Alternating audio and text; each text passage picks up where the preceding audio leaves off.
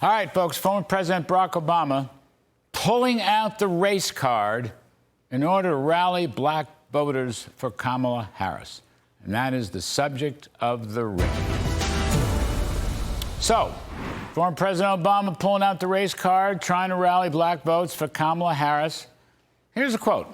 "We have not yet seen the same kind of energy and turnout in all corners of our neighborhoods and communities as we saw when I was running. Now, I also want to say that seems to be more pronounced with the brothers," quote unquote. So, in other words, Kamala's deteriorating polls can be blamed on, wait for it, blacks? Really? I guess that's what Obama's saying. Sure doesn't sound like an economic analysis or illegal immigration or crime or inflation. No, it must be race. And so upon that sinking pillar doth the former president somehow rest his case. Now, this is always the worst kind of politics. Racial politics are always the worst kind of politics. Then Mr. Obama has the audacity to suggest that black voters won't vote for a woman. Really? This whole Obama package is condescending, it's insulting, and it's demeaning. When Obama plays the race card, he's demeaning the entire country. I'll bet you Americans of all stripes are sick and tired of it. Polling suggests a higher percentage of black Americans are planning to vote for Mr. Trump, with 1 in 4 black men under 50 backing the former president, according to a recent survey by the NAACP. The Trump camp has been targeting working-class male blacks under the age of 50 for several years now, with special focus on those in their 20s and their 30s. And it's not hard to figure out why. First of all, there's the economy. Take a look at take-home pay. Among blacks, Trump's performance, $4,540, all right, is roughly twice what Joe Biden and Kamala Harris have produced. Perhaps Obama doesn't understand take-home pay or the Census Bureau category, which is called real median income. Then check out the unemployment rate. Under Ms. Trump, pre-COVID male black unemployment plunged to 4.8%, and that at the time was a record low. Now, as recently as this past summer, as voters making up their minds, black male unemployment was 6.7%, almost 2 full percentage points lower under Trump than under Biden-Harris. Now, that's the kind of thing that would make you vote for Trump, not the race card. Then, Obama's trying to sell the phony idea that the reason Trump's economy was superb is because he handed it to him. Sure. Take a listen to this. Roll some tape. Donald Trump's plan is to do what he did last time, which was give another massive tax cut to billionaires and big corporations. And the reason some people think, well, I don't know, I remember that economy when he first came in being pretty good.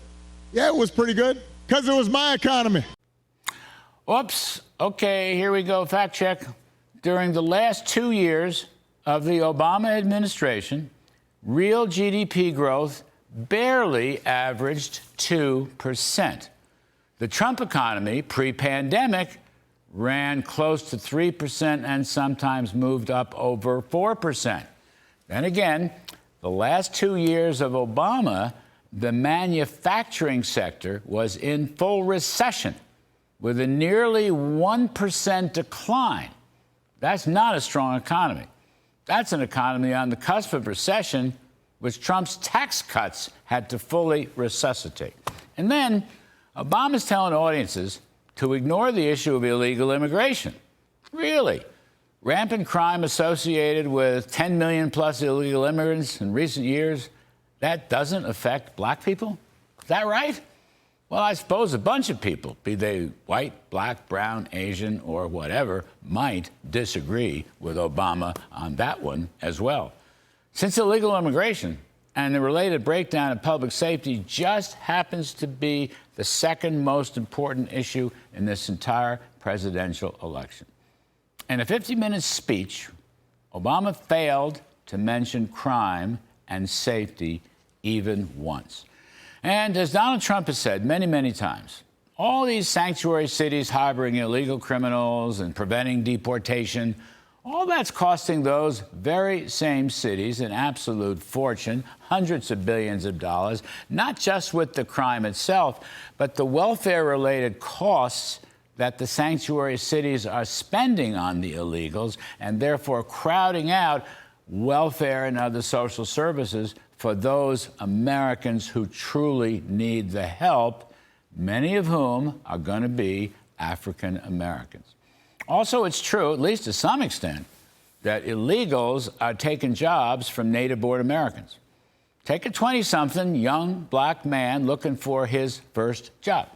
You don't think that young man is afraid that all the illegal immigrants coming across the border will take his job away, or at minimum knock down the wages he might earn because of the cheap labor? I'm just thinking here in common sense terms.